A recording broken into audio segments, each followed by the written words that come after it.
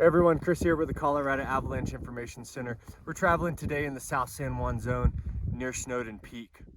Over the last week, the alpine terrain here throughout both the North and South San Juan zone has been battered by winds from various directions, some the north, some west, and some southwest. This has left variable conditions throughout the alpine terrain.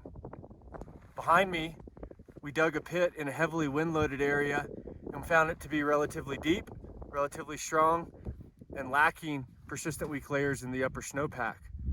Other places here in the alpine haven't been loaded but have actually been scoured, and a relatively short distance away from our first pit, here on the same aspect, roughly the same elevation, we're finding a much shallower, weaker snow pit.